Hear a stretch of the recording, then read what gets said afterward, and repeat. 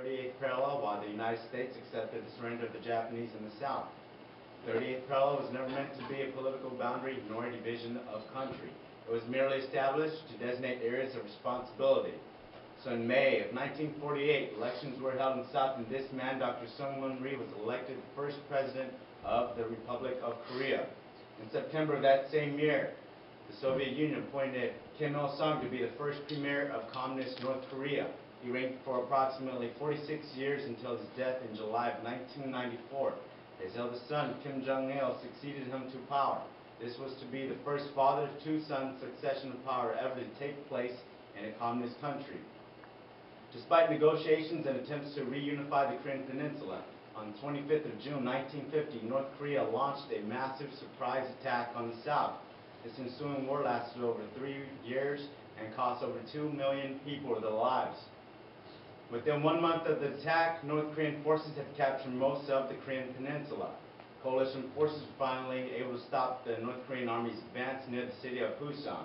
Over the next 4 months, the United Nations Command conducted the Incheon landing and pushed the North Korean forces back to the Yalu River, the border between North Korea and China, at which point the Chinese entered the war and aided North Koreans in their war effort. The war began to stabilize near the 38th parallel.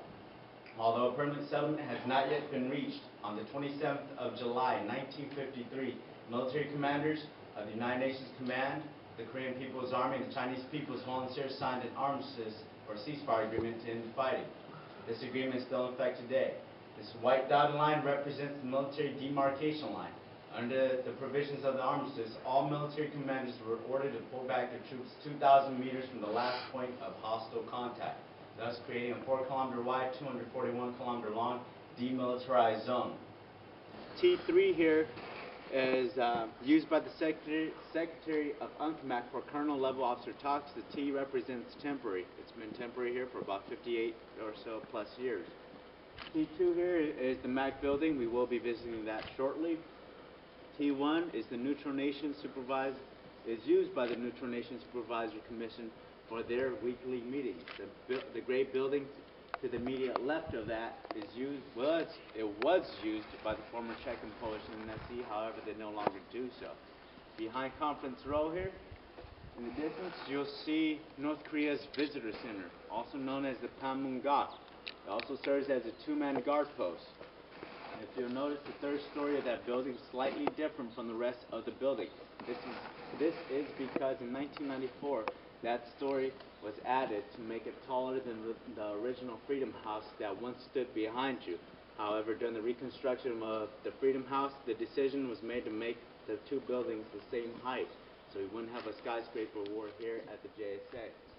Ladies and gentlemen, at this time, feel free to keep taking pictures. We'll have a couple minutes out here if you have any questions. All statements are translated into 2 languages, Korean and English. This used to be done by translators who worked at the translator booths located at either ends of the building. However, the translators now sit at the heads of the table, therefore they no longer use the translator booths. The microphones on this table, they are monitored and recorded 24 hours a day, and they also represent the military demarcation line within this building. So those of you to the left, you are in communist North Korea. Those of you to the right here, you're still relatively safe with me in North Korea. The soldiers in here are here for your security. As you can see, they are standing at a modified position of Taekwondo, or what we call rock ready. This stance, along with the sunglasses, it's used to show no emotions towards the North Koreans. If you look outside, you see that there are guards standing half exposed. That is to make them a harder target if they were to be fired upon. Again, a little bit about the pant leggings, why they have the little ball bearings down there. Well, back during the Japanese occupation, the Korean military force was, I believe, a smaller force, and so they used to wear these for intimidation factor. So like 50 men wearing these sounded more like 100 or 200. 200 sounded more like 600, 700, and so forth and so forth. And so kind of pay respects to that, they still wear them on the legs. So that the MDL makes an abrupt left, bisects the Sachon River down here, continues to run through Han Estuary all the way west. That's how it kind of forms a finger here at checkpoint 3. So again, everything you see now is on North Korea. tan building you see in the distance, that's KPA Tower number 5. Again, we're showing the close observation, so do not point, wave, or gesture in any way towards North Korea. On that large side of the hill in the distance, you'll see a backwards J-shaped dirt road. That is the northern boundary of the DMZ, and it is approximately 2,000 meters from our current location. 1,200 meters here to your front, you'll see an A-framed building in the tree line. That is North Korea's Peace Museum, or the North Korea's People's Peace Museum.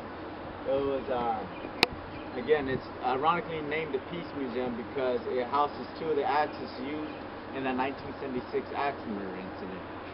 Just in the distance to right beyond that, you'll see a cluster of buildings where that building with the blue roof is at. That cluster of buildings over there, that's where the former Czech and Polish NSC stayed at. That was their camp. That's where they stayed. Directly to your front left down there, you'll see a blue building and a tan building. In between those 2 buildings down there is the bridge of no return. We will be driving down there shortly, so do not worry. You will get an opportunity.